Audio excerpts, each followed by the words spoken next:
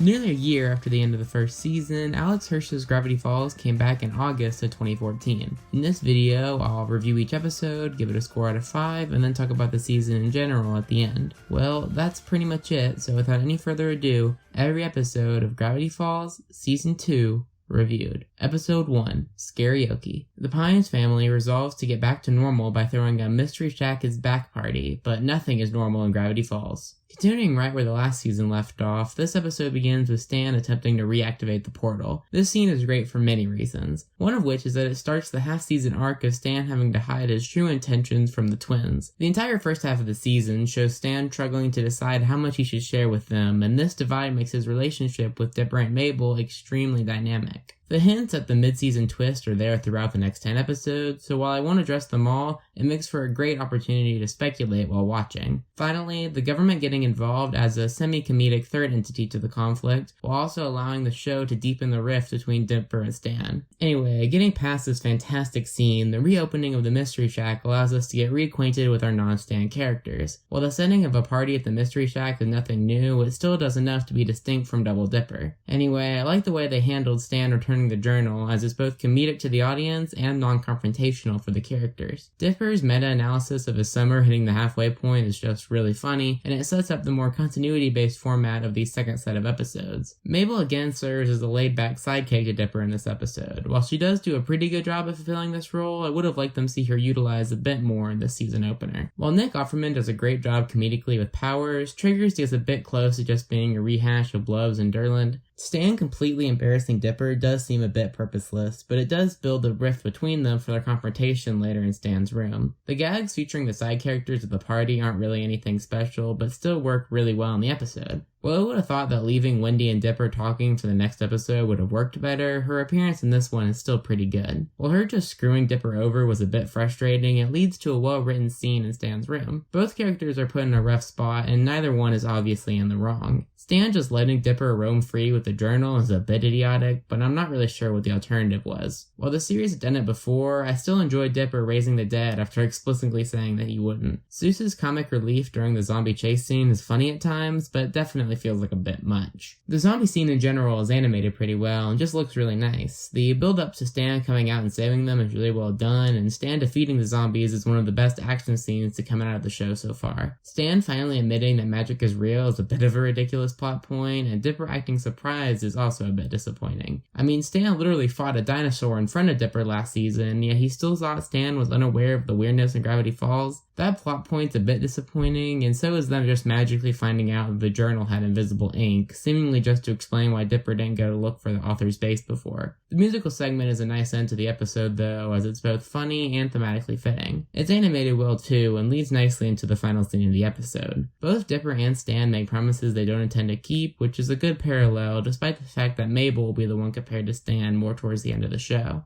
Overall, a funny, plot-driven, action-packed opener to the season that serves as a great introduction to our characters, while ultimately having some underwhelming moments and plot points. Episode 2, Into the Bunker. When Dipper's secret journal pages lead him and the gang to the author's hidden bunker, they find themselves coming face to face with a mysterious figure from Gravity Falls' history. This episode has dealt with the near impossible task of wrapping up the occasionally funny, usually frustrating, and always predictable Dipper and Wendy storyline. The beginning is pretty typical compared to other Dipper-Wendy plots, as Dipper comes to grips with the fact that he and Wendy will likely never work out. This realization is where the arc had been heading all of season 1, so I'm glad to see them resolve this conflict the right way. While I still have some problems with the way they wrap it up, which I'll get to later, the backdrop for this emotional plotline is fantastic. Besides a small appearance from Stan at the very beginning, this episode just features the workers in the Mystery Shack and the shapeshifter. The first scene at the tree is a great showcase of the new Wendy for the season, who finally takes advantage of being the only main character who's not old, Seuss, or 12. She's written as a much quote-unquote cooler character this season, although as I'll mention in the overview, they still brutally underuse her. Anyway, the settings inside the base all look nice and lead to some great interactions, and they all flow pretty nicely together. The symbol room gives the show an opportunity to call back to the UV light and gives Dipper a chance to show his ingenuity. This is where the problems in the episode start, however. As I mentioned before, Dipper has finally figured out that the age difference will keep him from being with Wendy. In return, Mabel decides to kill her brother.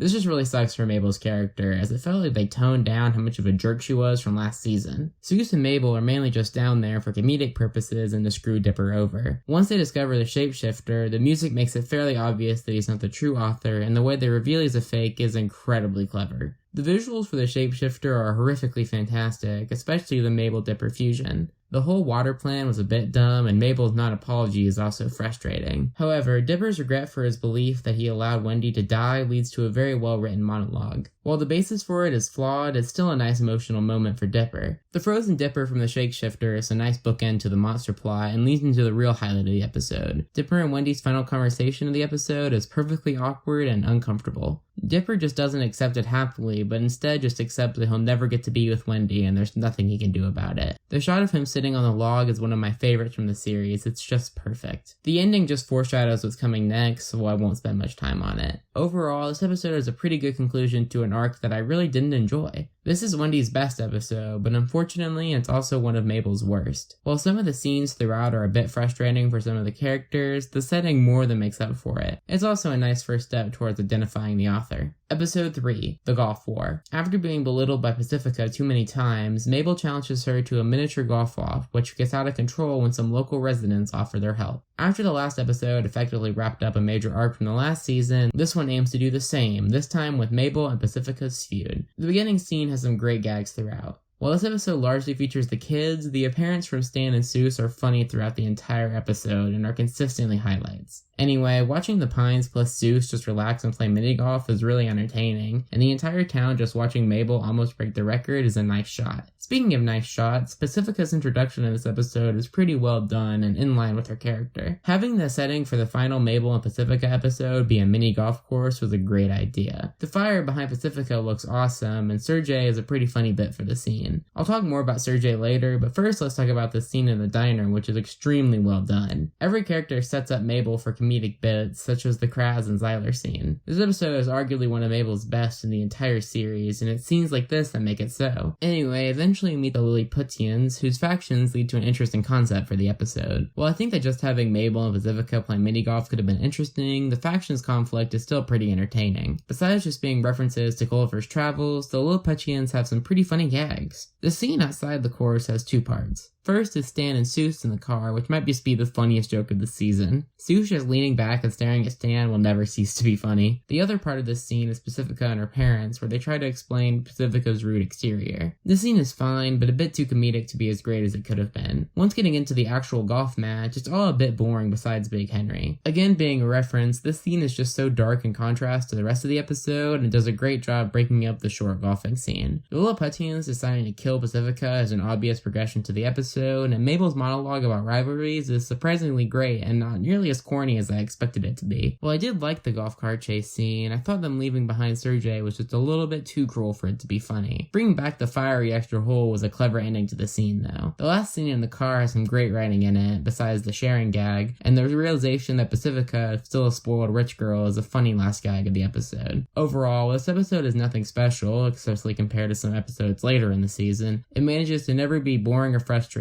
something that makes it a pretty good episode. Episode 4, Sock Opera. Close to unlocking the author's laptop, Dipper is visited by the demon Bill, who wants to make a deal. Mabel puts on a puppet show to impress the boy. Just like the last two, this episode seeks to end a major arc from the first season, Mabel going boy crazy. This episode starts by setting up a premise that seems similar to one seen in the past, where the conflict is between Mabel and Dipper, as Mabel's obsession with something gets in the way of Dipper's goals. This later gets referenced by Bill, but we'll talk about that more when we get there. Mabel's boy of the week this episode is Gabe, whose gag is that he's obsessed with puppets. Just like Mermando and Norman, some of his bits are funny, but he's not much more than that. While the flirting is a bit humorous and Mabel going puppet crazy is visually interesting, none of the jokes really seem to hit. Dipper's obsession with the computer is done really well though, and is both comedic in nature and serious in tone. This leads to the first encounter of the season with Bill Cipher. While I like the second encounter more, this one is still fantastic. The visuals are top notch, the jokes are funny, and both characters are written very well. The ending gag is especially great. Want to hear my impression of you in about 3 seconds?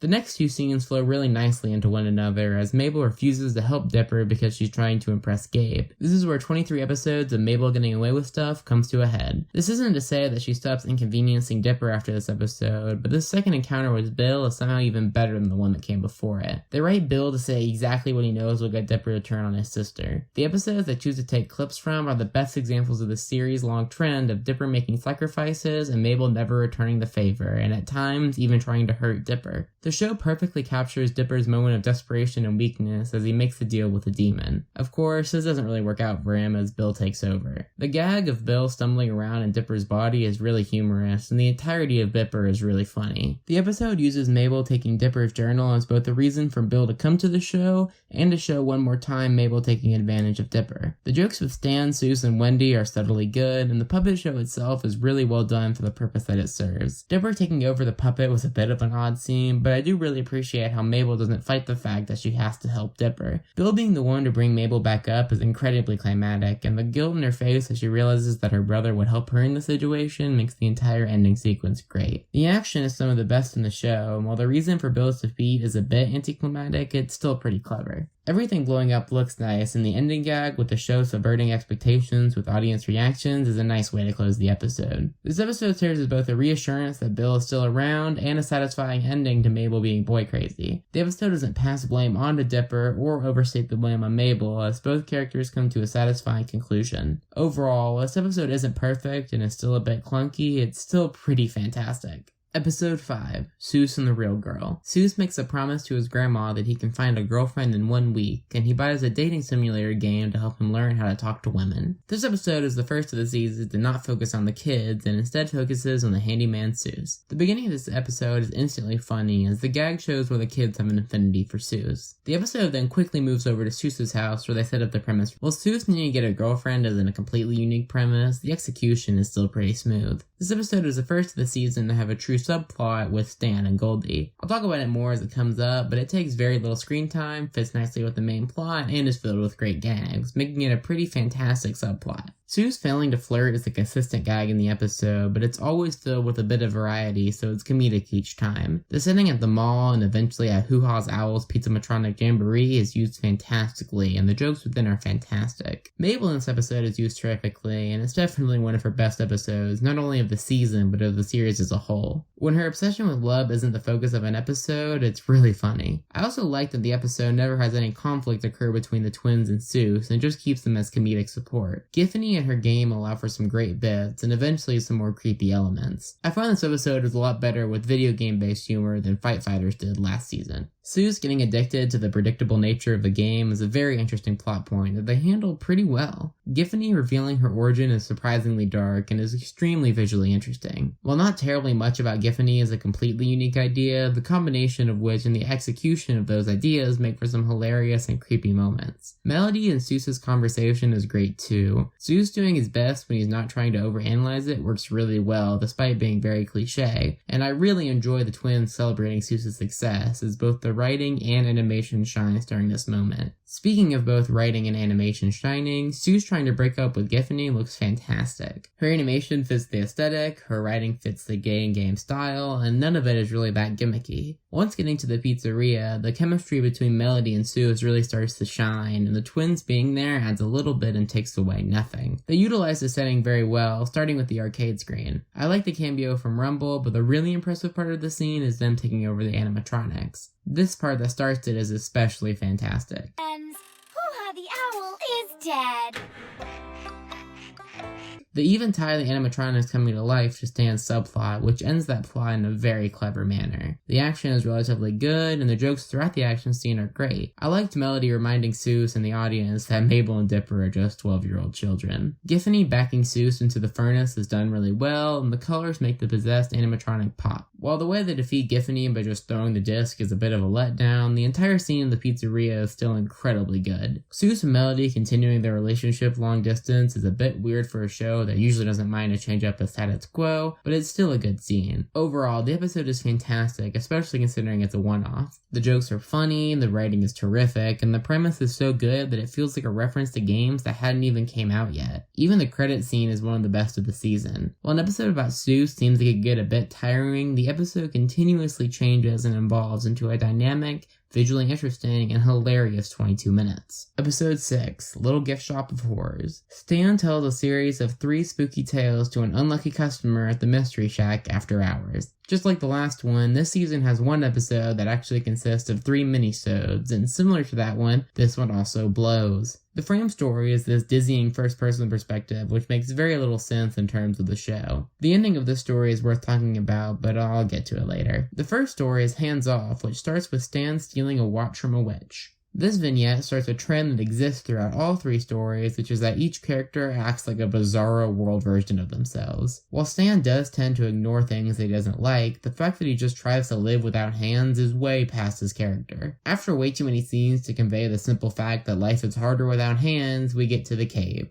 While Gravity Falls has always been a goofy show to an extent, here everyone just acts like everything that's going on is relatively normal. While this joke is a bit funny, now can I have my hands back? I have a certain gesture I'd like to share with you. The rest of the scene is a repetitive boredom that just ends with an uncreative gag. Moving on to the next one, Baconings, Waddle and Mabel's shenanigans are always great, and their radio show for the beginning of this segment is quite comedic. However, in an effort to not let anything good exist in this episode, Waddles gets changed into an intelligent pig. While this concept is hilarious, and having Neil deGrasse Tyson voice Waddles just adds to this concept, the execution leaves a lot to be desired. Both of Mabel's friends appear in this episode, as they do constantly during this season, but none of their appearances really fleshed out or comedic. Dipper is just a jerk to Mabel in this one, and the way that Waddles comes to the conclusion that he should go back to being dumb is, well, dumb. The beginning and ending of this makes it the best story of the episode, but everything in between still just makes it tough to sit through. Finally, and I mean finally, we have the third and final tale, Play Day. This segment arguably has the dumbest setup, as Mabel is suddenly afraid of stop motion, so Stan decides to take her to see the figures. The jokes about animation are funny, and the animation looks nice, but the writing during this scene is borderline unbearable. Mabel defeating the monster by just running into him and moving some clay is a really weird way they chose to end the segment, and while the joke was funny, I would have liked to actually see the fight. The ending gag with Seuss just shows this story, like the second one, wasn't canon. And that's the end of the 3 tales, but we still haven't talked about the worst part of the episode, the ending of the frame story. Stan has always been morally gray, but to drug and kidnap an innocent man is just too far for his character. It's not nearly as funny as it is messed up, and Mabel and Dipper just seem fine with it. I guess it's fitting, as just as the traveler was tortured by Stan, the viewer is tortured by this episode. The first 5 episodes of this season were so good, and I really just don't know what happened in this one. Maybe Disney made them do an episodic Halloween special, but I don't know why they couldn't have made something at least like Summerween. While some individual jokes are funny, this episode just doesn't feel like Gravity Falls, and every single moment suffers from it. Episode 7, Society of the Blind Eye. Dipper and the gang discover a secret society that's been erasing the memories of the citizens of Gravity Falls. The cold open of this episode really fits the tone, as it's a juxtaposition of comedic gnomes and the creepy Society of the Blind Eye. Lazy Susan is the perfect candidate for the character to be brainwashed, and the immediate example of McGucket being lost in his mind sets up the rest of the episode well. After the intro, we get to the setup for both arcs this episode. While Dipper being wrong about the author has already done once this season, him coming to the realization by pinning the photos together makes for a great scene. Seuss and Wendy have a really funny scene together before joining the twins. This group of 4 works really well, and it's weird how little the series utilizes them. Anyway, the scene inside McGucket's home is just as sad as it needs to be. While the turn to the page in the journal is a bit dramatic, and the newspaper article a bit convenient, the scene shows how McGucket is deeply affected by the society. The way they find the secret basement is a bit forced for the scene, as they just happen to see one of the members. However, the next scene is again great, as Lazy Susan seems genuinely terrified. I think I would have preferred if they kept the blind eye a bit more mysterious instead of having them joke around. The following chase scene is a nice mix of action and comedy and ends before it gets old. I guess now is a good time to talk about Wendy and Mabel's subplot, which is pretty weak in comparison. It's not completely terrible or anything, but Mabel being completely unaware of why erasing her mind might be a bad idea is a bit too far for her character. Anyway, eventually our characters come back together, and I like a lot about this scene. First, the reveal that most of the members of the society are characters that we already know adds a lot to the stakes. This isn't just a new group of bad guys, these guys have been in the town the entire time. The group they chose was pretty good, but To Be Determined is probably the odd pick here. The second part of the scene that I really like is Dipper calling out Mabel for almost erasing her mind. It's quick, but it's still a fantastic line. Anyway, the show goes for the comedic route in their confessions, which is fine, although I think a more serious route would have fit the episode. The following action shot is pretty good, although some of the choreography is a bit confusing. McGucket not being affected by the ray while he charges towards him is a really sick scene, and the spanning of the Society of the Blind Eye is really well done too. But obviously, the highlight of the episode is Fiddleford's tape. Alex Hirsch does a truly incredible job showing the decay in his mental state through his voice, and the animation accompanying it also showcases this. Despite some of the jokes, it's a somber scene as the 5 characters watch McGucket destroy his own mind. It's one of the best scenes of the show as it takes a joke character and makes him into a tragic hero. Everyone's reaction to this is great. No jokes, just sorrow. But the episode still ends on an upbeat note, with Mabel deciding that keeping her memories is good and McGucket focuses on the future. The credits scene doesn't show much besides Stan making progress on the portal and that it ties in with McGucket. Overall, this episode is fantastic. While some parts of it are slow and the short subplot feels a bit off, the build up to the reveal at the end is utterly terrific. It utilizes so many characters well and gives context to the whole series. Throughout these 22 minutes, Gravity Falls again shows its ability to combine dark stories with comedic gags. Episode 8, Blendon's Game. Blendon returns to face off with Dipper and Mabel in a futuristic battle that could trap them forever in time jail. This episode is a sequel to my favorite episode from the first season, so my expectations going in were pretty high. Even with that, this episode still exceeds them. To start off, this episode's cold open takes place in the future, with the time police chasing Blendon Blandon. This opening succeeds comedically, as both the time police and Blendon are funny throughout. Similar to the other Sue's episode this season, this episode introduces him being useful to the mystery twins. While the twins being so quick to look through his wallet is a bit out of character for them, the setup is still pretty stellar. I thought that keeping the use of Mabel's friends this episode to a minimum was probably for the best, and Sue's reaction to the party is animated and portrayed pretty well. Even better is Wendy and Stan, who, despite their limited appearance in this 22 minutes, are still used well. Wendy explaining why Seuss reacted that way is perfect in the way that it doesn't blame Dipper and Mabel. I also like the subtle nod that Stan cares about Seuss enough to try to get the day removed from calendars. The hint that the laser tag place used to be a mattress store is a really funny gag that pays off well, and having the twins be separated from Seuss the entire episode adds a sense of urgency the entire time. Blendon's backstory is a perfect blend of comedy and drama, and the way that they steal the tape measure time machine is well in line with their characters. Speaking of the twins, their pairing this episode is at its peak. Mabel's jokes don't get in the way of Dipper trying to keep them on track, and both of them stay out of the way of the main plot. The sequence back in time is one of the best uses of time travel that I've ever seen. So many jokes about the younger versions of the denizens of Gravity Falls, but the highlight has to be the Wendy scene. This scene comes out of nowhere and is one of the most clever shots of the show. The realization of his creepiness towards Wendy hits Dipper, and the show dwells on it exactly as long as they need to. Mabel teaching a young Seuss how to open a vending machine is a great callback to the first scene of him in the episode, but it's nothing compared to the reveal of Seuss's birthday trauma. It's surprisingly serious for the show, and it's a problem that Mabel and Dipper can't just easily fix. Globnar is a bit of a disappointment, but not enough to take away from the episode. The battles are creative, the jokes are funny, but the lack of an extended action sequence, especially during laser tag, is a bit disappointing. The twins showing pity towards Blandon and helping him out is a nice end to the time stuff, and leads well into the twins giving Seuss the wish. This scene is fantastically heartwarming, as Seuss realizes that he shouldn't let his birthday be ruined by his absent father. The speech is written well, and the voice acting is great too. It's one of the hardest hitting lessons of the show, and it really sticks the landing. The comedic pizza bit was the perfect way to end comedically without taking anything away from the ending. Also, the credit scene was so incredibly clever and heartwarming to be just thrown in at the end. Overall, this episode is completely stellar, from the great jokes, to the clever time travel shenanigans, to the even better emotional scenes. So many things that I didn't even get to mention, like Robbie's bit, make the episode enjoyable throughout. One of the best episodes of the series, despite having no connection to the main mystery of the show. Episode 9, The Love God. After seeing Robbie's sadness over his and Wendy's breakup, Mabel steals a love potion from a love god. This episode features the return of Wendy's friends and is the first episode of the season to not majorly feature Dipper. The opening is pretty funny and is a good explanation of the friend group now that Robbie is gone and Mabel and Dipper are in. Dipper immediately fitting in by bullying Thompson is a great gag. Robbie's sadness is somewhat played to make you feel bad for him, despite the fact that he's sad because he got dumped for trying to hypnotize Wendy. Mabel feeling bad for him and of trying to matchmake is in her character though, and Robbie's parents are really fun characters. The concept of them is pretty simple, funeral workers that are not stereotypically goth, but the jokes still land most of the time. Robbie and Mabel as a pairing is exactly as you would expect it, but it's still cool to see characters interact that usually don't. Speaking of strange pairings, the Tambry-Robbie relationship doesn't really ever quite fit. While on paper it sounds like it would work, both characters are a bit too much of a caricature to make for any interesting dynamics. The Love God is really funny, although the careless disregard for pairing random people together is a bit frustrating, but the Love God stuff is consistently hilarious. After Mabel drugs her friends, we get to see Wendy's group collapse. This scene is actually really written well. Seeing Wendy get upset is nice, and Thompson's desire to keep the gang together was portrayed very well. Thompson's role in this episode is surprisingly big, as he even ends up being the solution to the problem of the episode, but I'll get to that later. The chase scene in this episode is pretty clever and uses the setting pretty well. A lot of the jokes are funny and the scene isn't too long. Next up are the best and worst scenes of the episode. First up is the worst, which is Mabel getting tricked by the images of her past love interests. While I'm a big fan of callbacks as the next guy, this scene is extremely demeaning to Mabel's character. It dumps her down to the point of irrational levels of stupidity, and it doesn't even matter that she does this as they get the potion anyway. Speaking of which, the best scene of the episode is the culmination of the Seuss and Stan plot. I haven't mentioned them yet, but they've been scheming in the background throughout this episode, and it all pays off and is what is one of the funniest scenes of the entire show. The jokes throughout the sequence are constant, all while the visuals are comedically fantastic. Robbie's parents have a funny joke, and Mabel crossing her fingers hoping the Love God was immortal is thoroughly funny. Anyway, the rest of the episode is kind of a drag, as Mabel decides that leaving Robbie and Tambry brainwashed forever is a good idea. I get that the journal kind of confirms that they were actually in love, but the show never explains that, so the audience is left believing that they're still under the potion's effects. Also, the gang coming back together because of Thompson just feels kind of gross. Like, it's funny and it makes sense, but the fact that Thompson has to let himself get abused in order to have friends is just a bit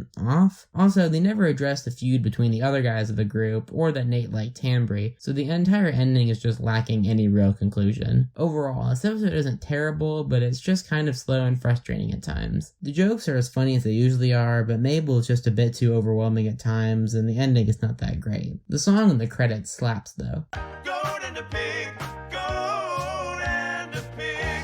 Episode 10, Northwest Mansion Mystery. Pacifica invites Dipper over to her mansion in order to get rid of a ghost. The beginning sets up the episode in a pretty clever way by starting from Pacifica's point of view. While the Gulf War started the Pacifica redemption train, this episode truly expands upon it by painting her as a neglected child. Mabel and her friends being really into the Northwest party seems a bit off for their general rugged personalities, but they make it work this episode. The jokes in this episode are stellar and even a step above the average for the show. From little visual gags at the TV to fantastic Dipper one-liners. Guys, in case you've already forgotten, Pacifica Northwest is the worst. I'd say that to her face. I need your help.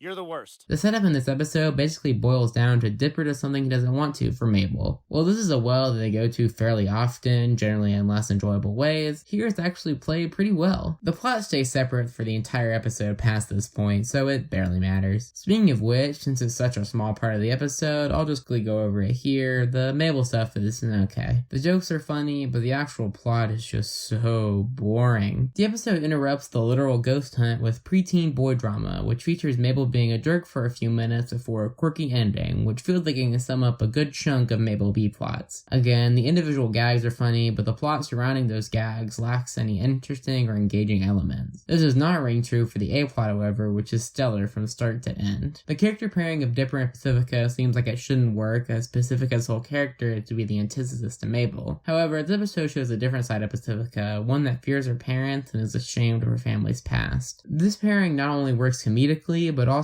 emotionally, and makes you wish that we had gotten more of these two in the series. The actual ghost attack in this episode looks fantastic and manages to blend humor, action, and horror into a fantastic scene that shows Dipper and Pacifica well. Pacifica shows that she's more afraid of her parents than a ghost, and I love the immediate juxtaposition of Pacifica having some good to the ghost story of his demise. The story itself is surprisingly dark, which is something that I know I say a bunch this season, but still. After an unnecessary epic door slam from Dipper, we get the idea that Pacifica regrets hiding the truth from him. This sets up the second act of the episode really well, as she has to save the day without any help from Dipper. While the mirror just burning Dipper was a bit of a cop-out, I'm glad he didn't just let the murder ghost out of the mirror just to spite the Northwest. A few Mabel shenanigans later, we get the climax of the episode, with the lumberjack creepily turning everyone to wood and bringing the stuffed animals to life. This scene is fantastic at setting up the stakes, and it's just visually interesting, just like the rest of the attack. Dipper's conversation with Pacifica in the secret room was really well written, as Dipper assures Pacifica that she can change her family line. I love Dipper getting turned into wood for multiple reasons. First, it's a nice callback to Into the Bunker, but more importantly, it allows Pacifica a chance to do the right thing without Dipper. While though the ridiculousness of her father takes away a bit from the scene, it's still a very well constructed scene with a great payoff. The ghost finally being able to pass is a great end to his story,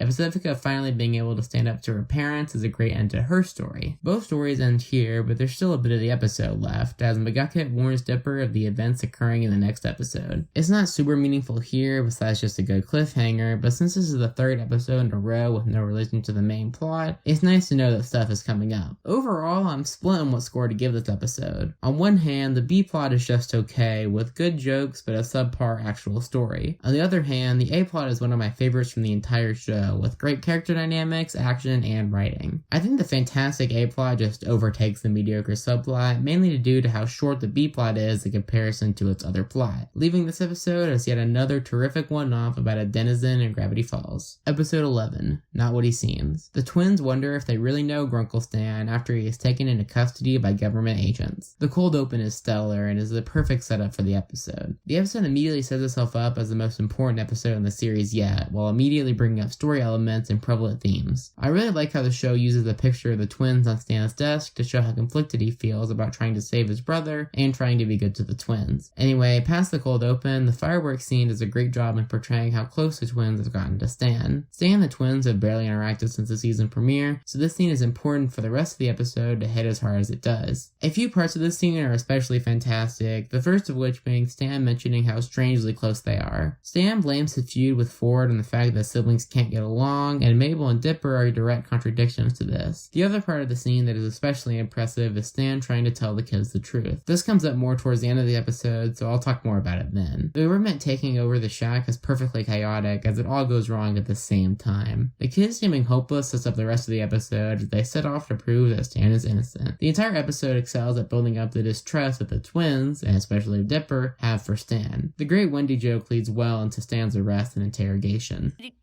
Ground team, move! Break down the door! Or maybe not. The camera shots add greatly to the shot, as it makes it feel like Stan has finally been caught. Zeus is handled well this episode too, as I was a bit worried that this serious episode would be ruined by the not at all serious Zeus, but they managed to keep his jokes out of the way. The action when Manly Dan crashes into the cop car looks really good, and I love how Dipper and Mabel work together for the first half of the episode. Agent Trigger's monologue about how Stan's tricked the twins is written well, and Dipper's animation showcases this doubt. Besides some cameos from McGucket and a few shots of the town, this episode barely features any denizens from Gravity Falls, which helps the episode feel like a serious deal. One of my favorite scenes from the episode is the twins inside of Stan's room. It adds to the building of suspicion that I mentioned before through a slow burn. The show has alluded to Stan's shady past before, but the box of passports and the newspaper clippings is really well done. Mabel and Dipper's reaction to finding the report of Stan's death is both well written and well animated, and I really love the use of Stan's painting to portray him as a villain. Although I haven't talked about it yet, the timer going down throughout the episode is fantastic and adds so much tension to the entire 22 minutes. Mabel is great this episode, as her goofiness does not disrupt the serious tone of the episode, and she helps Dipper in meaningful ways. She's also instrumental in the best scene of the show, but I'll get to that later. Stan breaking out of his handcuffs is ridiculously well choreographed and is seriously fantastic. The Zeus and twins interaction is a bit underdeveloped, but it's relatively short and leads to my favorite scene of the show, and one of my favorite scenes, period. This scene is just filled with so many great moments, the first of which being Dipper finding the other two journals. Dipper's voice actor does a great job in portraying his emotions during this scene, and the direction to take it entirely seriously is very appreciated. Zeus and Dipper immediately decide to distrust Stan, but I love the decision to keep Mabel as the one who still believes in him. The writing during this portion is beyond perfect somehow, as Mabel gets torn apart by Dipper and Stan. It's hard to break down each part of this scene, but the action all looks great, the lines are all delivered really well, and the build up to the end is just just fantastic. I have to highlight this part in particular though as my favorite part of the entire series. Mabel takes a look at how desperate Stan is and does this. I trust you.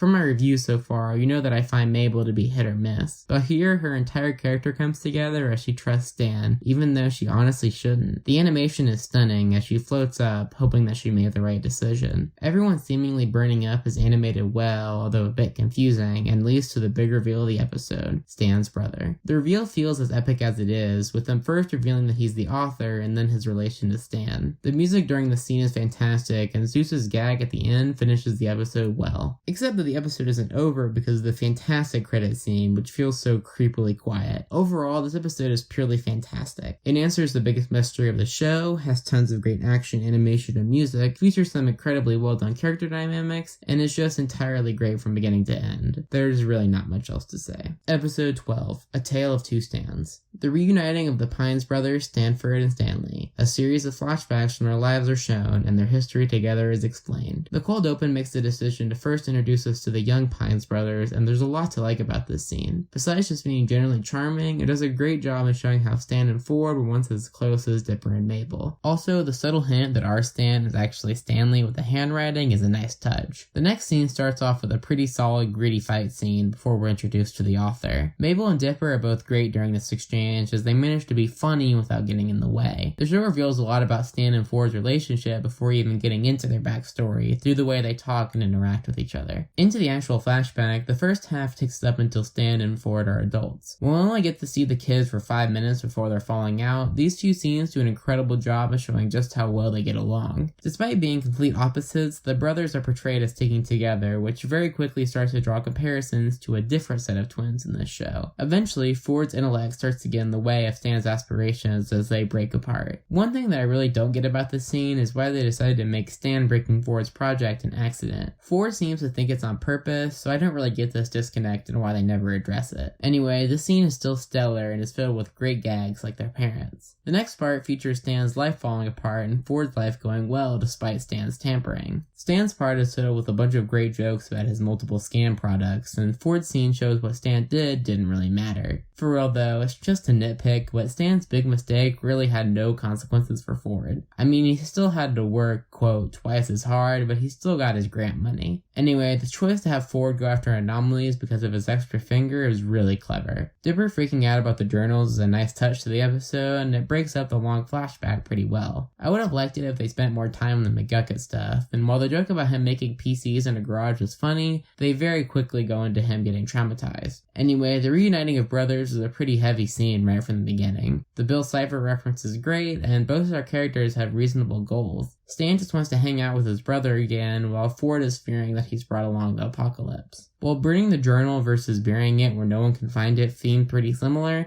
the fight scene is great, both action and writing-wise. Both brothers have a moment of regret when hurting the other, and Stan's remorse is really well portrayed. This whole scene is some of the best character dynamics of the whole show, as we get to see the anger of both characters reach a climax. While the show has done this multiple times, it's cool to see younger versions of the denizens of Gravity Falls, especially seeing the ghosts from the inconveniencing, and the reveal to why Stan started the Mystery Shack are both really clever.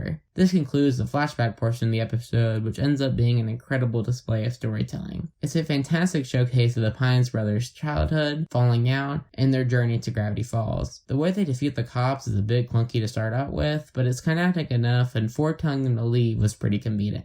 Finally, there are 3 last scenes with the characters. First up is Ford telling Stan that he's kicking him out at the end of the summer. This scene is done really well. That sets up the idea that Stan will be upset if Ford wasn't grateful for the rest of the season. Next up is actually my favorite scene of the episode, where Mabel and Dipper talk about what just happened. The show's comparisons between twins is one of my favorite things about its last 10 episodes, and it's at its best here. Mabel being the one worried is a great creative choice, as she definitely sees herself as Stan more than Ford. Finally, the credit scene with Seuss and Wendy is a nice way to represent an outsider's view of the episode's events while being comedic within itself. This episode had little to do with the mystery twins, yet in its last scene it sets up a continuing arc for the rest of the season. Overall, this episode is a great follow-up to Not What He Seems. While it has some problems with the twins' backstory, this episode has some incredibly great storytelling, some fantastic thematic sequences, and it really wraps up well by the end while setting up the back half of the season. Episode 13, Dungeons, dungeons, and more dungeons. Dipper finds an unlikely friend to join him on his newest obsession, a nerdy board game called Dungeons, Dungeons, and More Dungeons. With only 4 episodes left until the effectively 4-part season finale, Gravity Falls wastes no time getting back into relatively chill episodes. While this does lead to it being a bit jarring if watched back to back with the last episodes, they don't just completely ignore their implications the last episode. From the beginning, this episode begins the rift between Dipper and Mabel. The sudden cuts and detective jokes are funny enough, and they don't distract from the feeling of uneasiness at the end of the cold open. The episode then teases a Dungeons and Dragons themed episode, but never really goes anywhere with it. Substitute the game for any nerd board game, and nothing about the episode really has to change. Wendy and Seuss's sudden lack of involvement in this episode feels a bit odd, especially since Wendy could have easily filled Grenda's role. The show would likely feel a bit crowded with 6 main characters though. Seuss's F-Corp bit is a pretty good cutaway gag, and Dipper's line about Wendy is easily the funniest part of the episode. And this is sad. Maybe I should start obsessing over Wendy again. Moving on, the latter 2/3 of the episode are fairly underwhelming. First, Ford is utilized pretty poorly in this episode. While I understand that not every episode can be about his complicated feud with Stan, it's unfortunate to see him used as nerdy old man. The way that the Infinity Die is introduced feels a bit off too. For a show as clever as Gravity Falls, seeing the die being brought up as, here's a super dangerous object I carry around, I hope I don't accidentally use it, is a bit underwhelming. Seeing Dipper finally have someone as nerdy as him is nice to see, and it does set up some future episodes about Dipper and Ford, as well as Mabel being jealous of Dipper and Ford's friendship. Anyway, the fight between Stan and Ford is a bit too short to be meaningful, and there's too much Grenda to really get any enjoyment out of it. The Infinity Die continues to be the opposite of clever, and the episode awkwardly transitions into a ridiculously short Stan, Mabel, and Grenda adventure. Weird Al does a pretty good job bringing comedy to Verbilator, but in general, the cast of characters from the game is fairly boring. The episode has a half-hearted resolution, and the last few minutes are entertaining, despite being completely disconnected from the main plot. The first scene is a ridiculously funny meta-joke about the twist from the previous episode, which continues the joke of detectives being used as a stand-in for the show. The main episode ends with Ford informing Dipper about the rift, which foreshadows the rift between the mystery twins. Mabel being literally out of the picture finishes the tense scene. In general, this episode has a great beginning and end, as well as some clever gags, but the main plot ranges from mediocre to frustrating, and it feels odd after the mind-blowing mid-season finale. Not a terrible episode, but strangely subpar. Episode 14, The Stanturian Candidate. When Grunkle Stan decides to run for mayor, Dipper and Mabel have their work cut out for them trying to turn their gaffe-prone uncle into the perfect candidate. The beginning of this episode immediately sets up Stan's envy for Dipper and Mabel's admiration of Ford. The cold open has a few pretty good jokes, but in general it's just kind of sad. And that's pretty much the episode, some comedic moments that mask Stan's failure. Anyway, after the comedic news piece about the mayor's death, we get to the town meeting. Despite having one of the best throwaway gags in the show with Tad Strange, this scene also sets up the episode, and especially the Bud gleeful part of the plot. His and Gideon's portion of the episode is a disappointing distraction from the more interesting Pines drama. Bud himself isn't funny, and the threat is borderline meaningless, and the show practically ignores its existence until the very end. After some pretty funny campaign jokes, including Stan's questionable takes on children, we get the downfall of the episode and Ford's tie. It's overly cruel by Dipper, Mabel, and Ford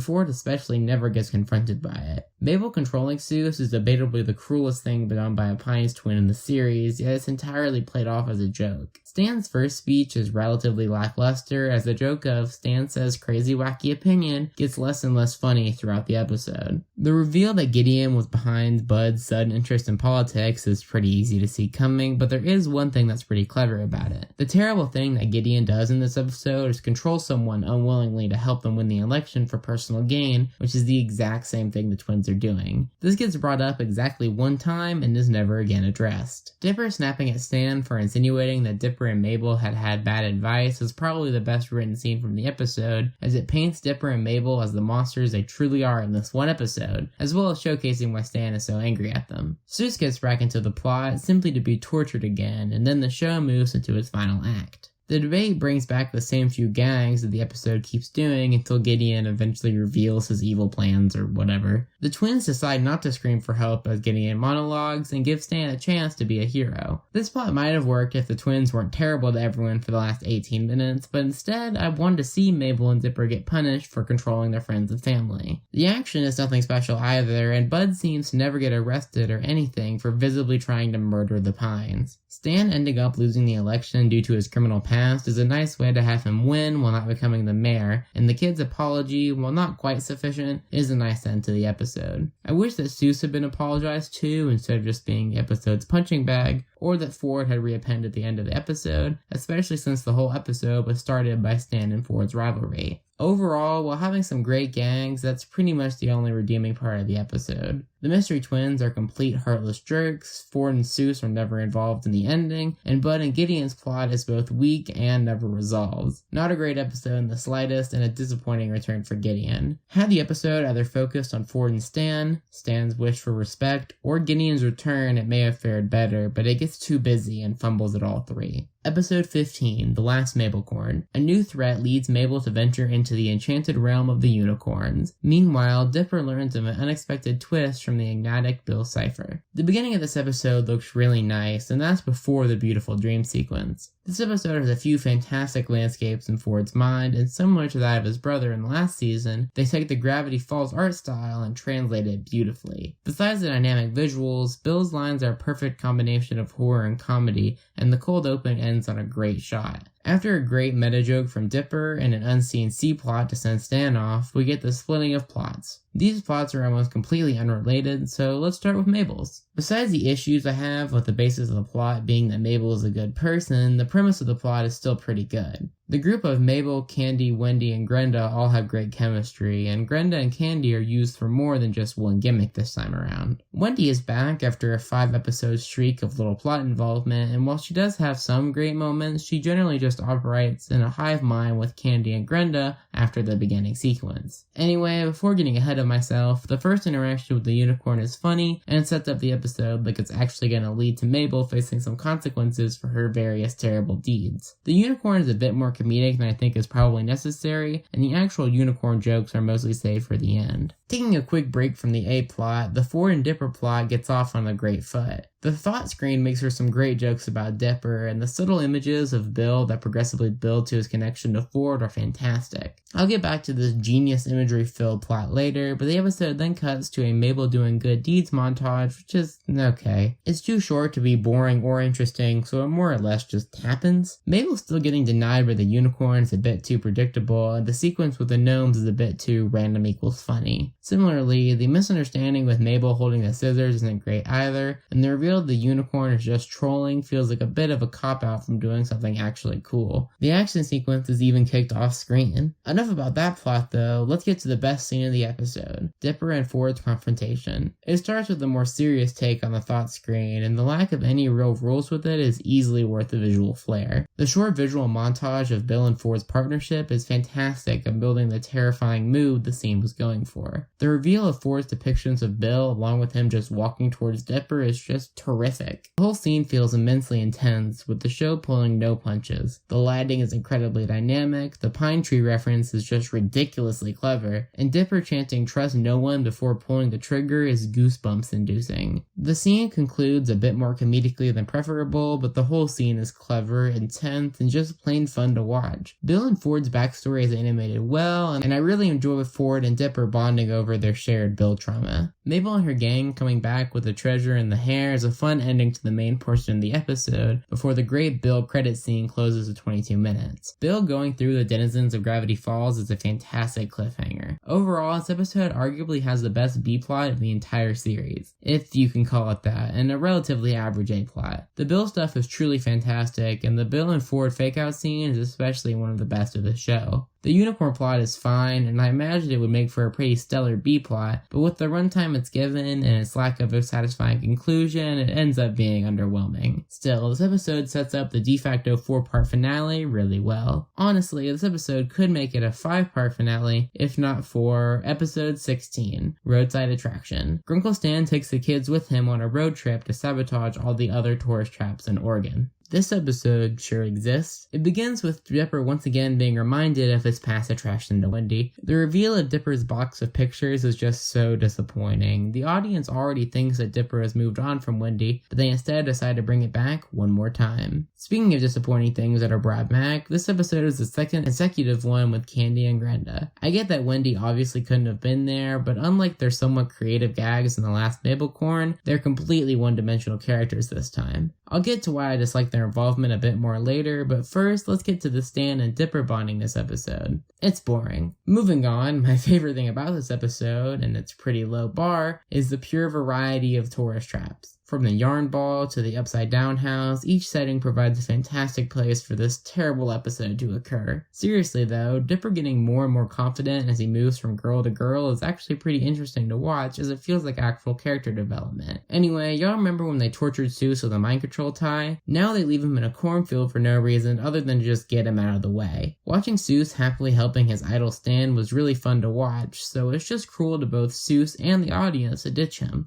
It's uncharacteristic for the gang to leave him, especially the mystery twins, although they have been getting more and more cruel throughout the season. After a relatively nice but still fairly boring scene at the campfire, we get to the real downfall of the episode. That's right, it gets worse. To start, had Candy and Dipper's roles been reversed, there's no doubt that Dipper would have been punished by the episode for being a creep. Candy pushes herself onto Dipper and then gets offended when he's not interested. Stan hitting on Darlene is absent of any real joke, besides that Stan is a creepy old man, and then we get to one of the worst scenes of the entire show. The confrontation in the mummy room is just painful to watch, and not in the secondhand embarrassment way, but in this scene sucks kind of way. Dipper has done some terrible things throughout the show, and some of which he's been rightfully punished for. However, just getting the phone numbers and emails of girls on a road trip is not nearly the terrible deed the show treats it as. Candy getting offended, and especially Dipper feeling bad about it, is ridiculous, and the whole scene is just confusing for everyone involved. Seriously, nobody in this scene acts like a rational human being. It's like watching a show from an alien planet. The plot more or less just ends as we get a boring action sequence whose only purpose is to give Candy a chance to be more than an object for Dipper's plot. Stan joking around near death is frustrating, and Candy learning from a pamphlet is just bland. Stan trying to help Darlene at the end continues the frustration, and Dipper's apology lacks meaning, possibly because he did literally nothing wrong. The ending is just honestly okay, but the Seuss stuff still sucks. Overall, this episode is bad. Just bad. Not good. The jokes are lackluster, the main plot is boring, the conflict is nonsensical, Candy can't decide whether or not she's a real character or a gimmick, and everything else just seemingly happens to not work this episode. Huge bummer right before the 4-part finale. Episode 17, Dipper and Mabel versus the Future. As Dipper and Mabel's 13th birthday approaches, Ford and Dipper go on a dangerous mission. This episode starts off rather cleverly by simultaneously setting up the plot of the episode as well as the dynamic between Dipper and Mabel. Besides just being rather funny, the cold open also has this kind of uneasy vibe to it, like things are going too well, making for a great start to the episode. Stan rejecting Mabel's request to throw their party at the Mystery Shack seems a bit out of character for the softer Stan seen in this episode, but it's more or less just an excuse to send Mabel to the high school. The introduction of Weird McGannon is deservingly unnerving, and seeing Mabel be okay with Dipper going on a mission without her is really nice to see. That won't last very long, but it's a surprisingly heartwarming moment for the Mystery Twins.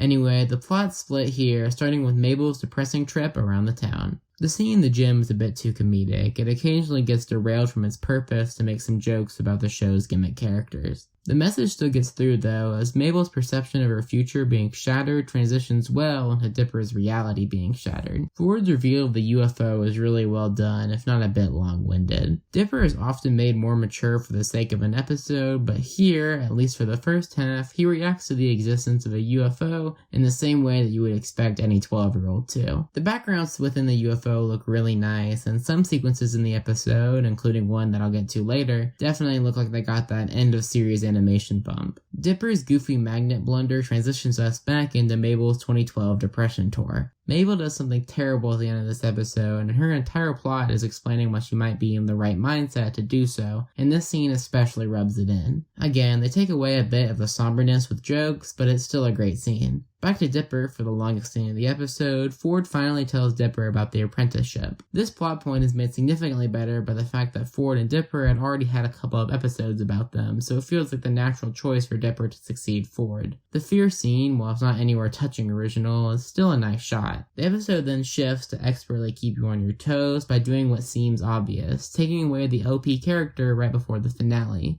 The show knows that you expect Ford to be taken away, and then after coming back, asking Dipper about the apprentice offer, so it plays into it and makes you think that Ford is really being taken away. While the show does end up quasi doing it anyway in the finale, for this episode it works really well. The scene in the sky looks really good too, as well as the entire action sequence. The show kind of pokes fun at the fact that Dipper is 12 later in this episode, so I'll let it slide. Dipper accepting Ford's offer as expected, but still makes for a nice moment. The sky turns red for the rest of the episode, which makes the backgrounds look fantastic. Stan and Mabel's scene is almost comically on the nose, as it really lays out the ending of the episode, that Dipper will leave when Mabel needs him most. The walkie-talkie is a clever way to have Mabel find out, and Dipper's maturity contrasts Mabel's breakdown really well. While having Mabel hand over the rift seems like it should feel out of left field, the show does a fantastic job of putting Mabel in the mindset to do something like this. Blended not having a stutter is a really clever bit of foreshadowing too, and Bill rising to the sky feels appropriately apocalyptic. I really like that there's no contact between Dipper and Mabel after this, and then it continues into the next episode. Overall, this episode is stellar. For what is essentially just a setup episode for the finale, they managed to have funny jokes, heartwarming moments, and brutal conversations. The episode flows really nicely between plots, and it all leads to the ending. While this episode might be a bit too comedic at times, it's still a ridiculously fun and tragic episode. Heads up, the titling situation for the finale is really weird, which I guess is kind of fitting. Anyway, while some sources, such as Disney Plus, split it into 4 episodes and the first part has been retroactively titled,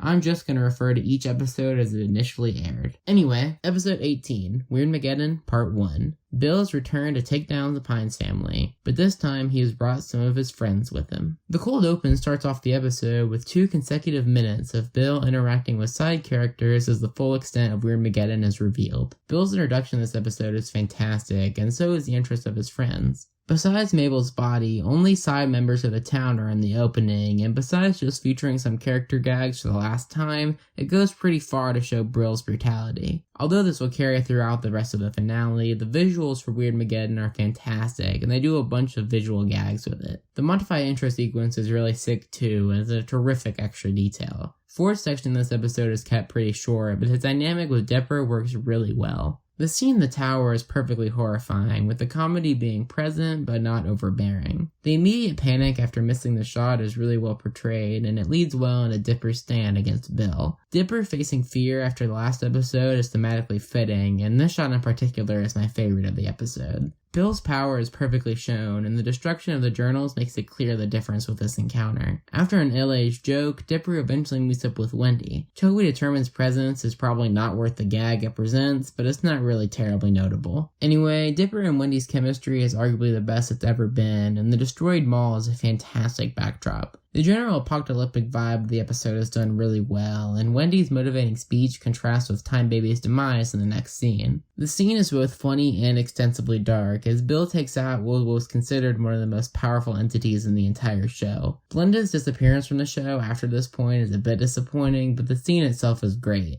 Moving on to the last act of the episode, this is my favorite appearance of Gideon. His relationship with the prisoners is hilarious, and so many of his lines got a chuckle out of me. Him referencing his lack of acquaintance with Wendy is hilarious, and his complete incompetency is humorous too. Wendy telling Gideon what she's about to do kicks off one of the best action sequences of the show, as it switches from fist fight to car chase. Wendy does come off as a bit corny, partially due to the show's target audience, but it's still one of her best appearances in the show. The art style changes with the reality bubbles is a great way to implement some jokes, and the jump going poorly matches the somber tone of Weirdmageddon. Susan's introduction is funny, but he's essentially absent from the episode. Dipper's speech to Gideon about what Mabel would want is really well written, with allusions to his infatuation with Wendy. Generally, I'm pretty critical of finale redemption arcs, but this one is done so well that it's hard to dislike. This line in particular is one of my favorites from the finale.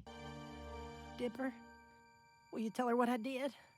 Of course. While Gideon's redemption has been fairly easy to see coming, it comes together much better than I expected. Suze's line about throwing down is a funny ending to the scene too. The intense introduction to Mabel's bubble also sets up a nice multiple episode gag. Overall, this first part of the finale is fantastic and it's just about the perfect start. It wraps up Gideon's story arc, gives screen time to Wendy, and tells a great story. It's really hard to say anything negative about this episode, other than its slight struggle to mix comedy and somber tones. Still, it's one of the best episodes of the show, and a fantastic first part to Weirdmageddon. Episode 19, Weirdmageddon 2, Escape from Reality. While Dipper, Seuss, and Wendy try to save Mabel from her strange new world, Bill's forces plan their next move. Oh boy. Just like part 1, this episode starts with a main character list cold open. It's pretty funny and sets up part 3 pretty well. The problem with it is that it has very little to do with the vast majority of this episode. Anyway, by itself, it's still pretty fun to watch. Getting past the intro, which is frustratingly cut short, the joke about how awful the bubble must be from the end of part 1 continues. It's pretty easy to see coming, but it is still a fun gag. The moments before meeting Mabel are filled with visually interesting, but eventually repetitive jokes about stereotypically innocent things being annoying. Dipper being paranoid would be annoying if it wasn't contrasted by everyone else seemingly giving in. More on that later, but first we have to get to Mabel with a really short but fun action sequence. It's nothing special, especially considered to the next episode, but it's still pretty well choreographed. After that we reach Mabel and the middle of the episode. Speaking of which, it is now time for my rant about my hatred for the vast majority of this episode. Besides the ending, which I'll cover in a bit, I hate everything that happens in this bubble. First up is the deterioration of every single character. Wendy, fresh off one of her best episodes, is immediately delegated to a stereotypical teenage girl. She literally decides to go on a fake adventure with her fake friends in a fake reality mid-apocalypse. Seuss leaving to play catch with his fake dad doesn't seem as bad, especially since half of his gimmick is being stupid, but it becomes terrible once you realize that Blendon's game, one of the best episodes of the season,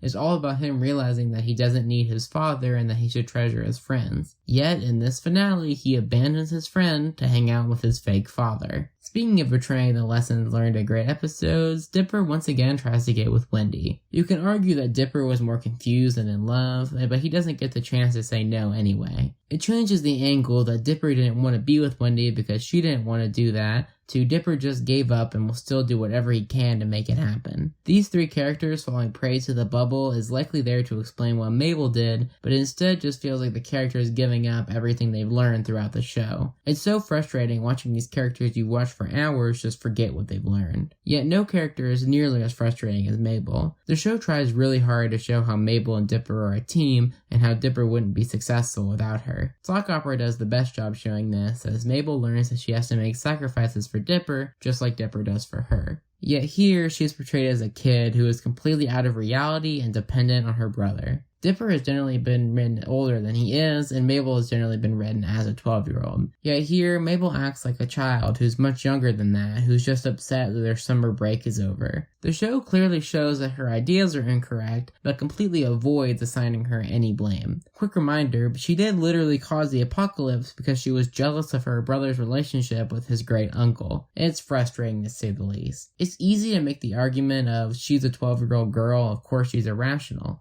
The problem with this is that she's not treated as such. She acts irrationally, and the show expects you to treat her as rational. Some people really like this episode, and while I don't think that it's crazy to see this episode as a fantastic metaphor for a child losing her grasp on childhood, but for me, it's just a 22-minute slog of a 12-year-old girl refusing to listen. Anyway, finally getting back to the episode, visually it's pretty good, especially some of the evil mutations in the latter half of the episode. The jokes are unfortunately excruciatingly repetitive, especially during the prosecution portion of the trial. Dipper pointing out how they got through all of these rough times together should be corny, but I'm not enough of a grouch to not find it extremely heartwarming. The scrapbooking is creative, and it does a fantastic job in emphasizing their bond. Maybe this episode will shape up towards the end and end up being pretty good after all.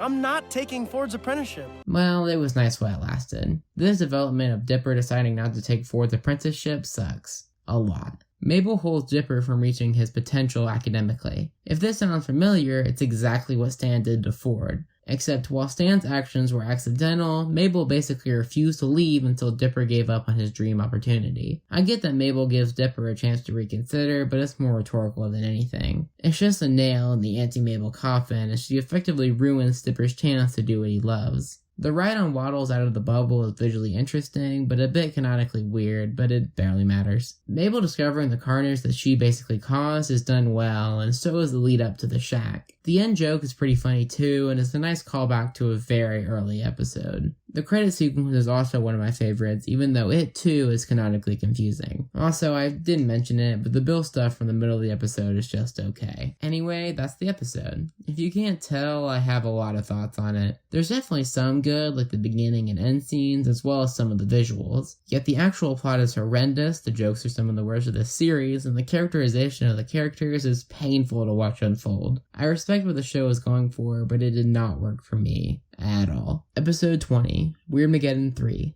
Take Back the Falls. The Pines family make their greatest sacrifice yet and arrive at their ultimate fate following a final showdown with Bill. The reveal of the rest of the main characters hiding out at the Mystery Shack is technically revealed in the previous episode, but it's still a great moment. The entirety of the first half of the episode features a variety of callbacks from the first season. I like how most of the callbacks actually feature a joke and aren't just references. Larry King's disembodied wax head and Rumble McSkirmish are definitely my favorite bits from the episode. The last Mabelcorn being explained as the reason for the Shack's survival is just another great example of Gravity Falls' mix of serial and episodic tendencies, culminating in a fantastic series-long story arc, but I'll get into that a lot more in the season and series overview. Stan's general apathy in regards to saving the hundreds of citizens stuck in Bill's pyramid goes a bit far, as it's pretty obvious that he holds Ford responsible for what's going on. Stan and Ford's conflict is pretty genius in how it paints both sides as reasonable, which makes an otherwise unbearable moment later in the episode tolerable. To keep this review moving, Mabel and Dipper's speech is a bit corny, but it fits as a continued resolution from the last episode. Before moving on with the rest of the cast, we get what is considered one of the most iconic scenes from the entire show, and for good reason. The Bill and Ford scene contrasts two of the smartest characters from the show, and it's filled with creative imagery throughout. Shot after shot of incredible proportion make this scene one of the most memorable of the entire series, and a fantastic moment for both characters featured. The build montage feels like a quick way to set up the giant fight later in the episode, but the gags within make it feel like a great addition, and it gives some characters like Grenda some screen time before the cast gets cut down for the last half of the episode. I also like the use of McGucket's history of building giant machines as well. The sound cue with Pacifica putting on the llama sweater is a fantastic clue, and Stan and Dipper's conflict works as a replacement for later in the episode, as no one gets a chance to blame Stans for the circle's failure. I'm getting ahead of myself, as first we have to talk about this great fight scene. After starting with the funniest line in the finale, They made the house into a robot. Fascinating.